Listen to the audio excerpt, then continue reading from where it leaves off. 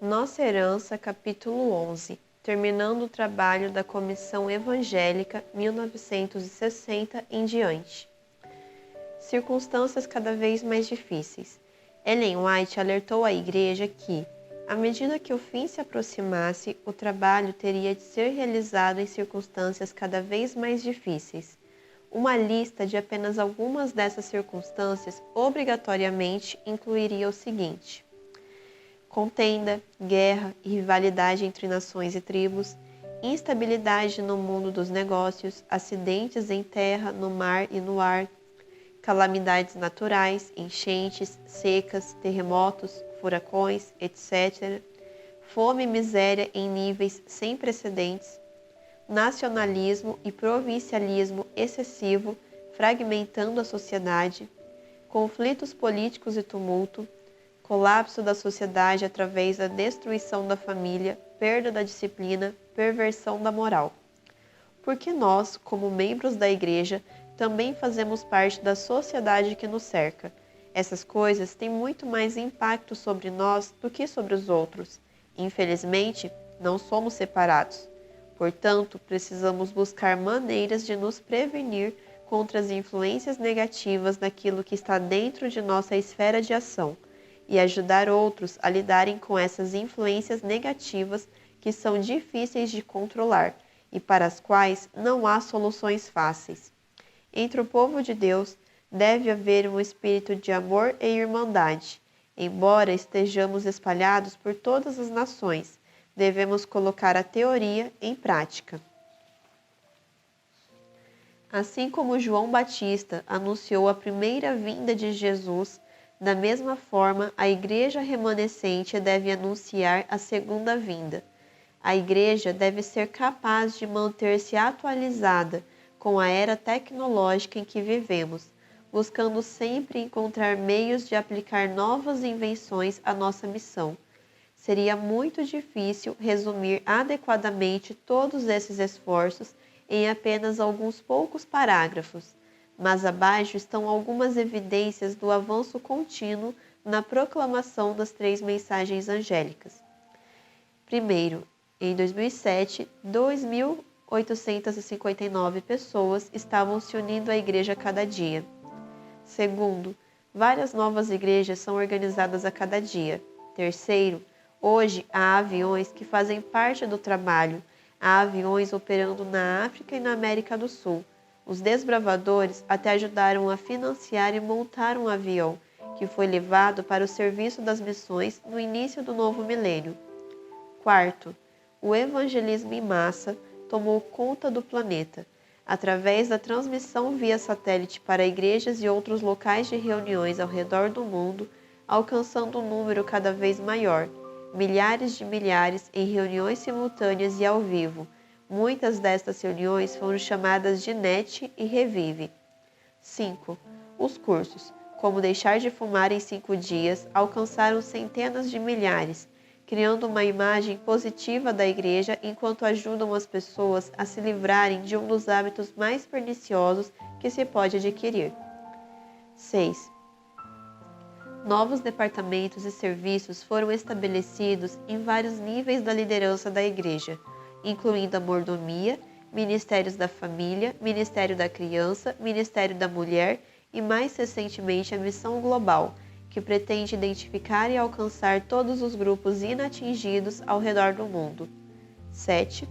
Foi criada uma agência para ajudar pessoas afetadas por calamidades ou extrema pobreza, a ADRA. Essa instituição é líder entre as organizações de voluntários que ajudam pessoas em situações de extrema necessidade. 8. Casas publicadoras, usando tecnologia de ponta, produzem muitas toneladas de livros e periódicos anualmente. 9. O sistema educacional ainda é o maior sistema paroquial protestante do mundo, com números do ano 2010 indicando a existência de 5.813 escolas de ensino fundamental, 1.823 escolas de ensino médio, 111 faculdades e universidades, totalizando quase 1.700.000 alunos. 10. Em 2012, as divisões sul-americana e interamericana já haviam passado de 5,5 milhões de membros. 11. No início de 1978, o número mundial de membros da Igreja alcançou 3 milhões. Apenas 20 anos mais tarde, em 98, o número de membros passava dos 10 milhões. Em 2010, chegou a quase 17 milhões. Atualmente, nossos membros estão espalhados por mais de 200 países do mundo. A Organização das Nações Unidas apresenta uma lista total de 232 países. Até 1978, a Igreja expandira sua influência através do uso de 590 idiomas. Em 1998, 735 idiomas estavam sendo usados. Em 2010, eram 921. 12. Jovens com menos de 30 anos representam 70% do total de membros. 13. Missionários continuam a espalhar o Evangelho a todas as partes do mundo. Esses são apenas alguns exemplos do cumprimento da missão de ir e proclamar o Evangelho a toda nação, raça, língua e povo. Aniversários importantes. De 1960 em diante, a Igreja passou a celebrar vários aniversários que nos ajudam a lembrar da orientação de Deus no passado. Entretanto, eles também nos ajudam a lembrar que ainda não alcançamos o tão prometido descanso, sobre o qual fala o fim do capítulo 11 de Hebreus. 1960, 100 anos da adoção do nome Adventista do Sétimo Dia. 1961, 100 anos da formação da primeira associação. 1963, 100 anos da organização da denominação. 1966, 100 anos da fundação do primeiro sanatório. 1968, 100 anos da primeira campal. 1972, 100 anos do sistema educacional. 1974, 125 anos da primeira revista.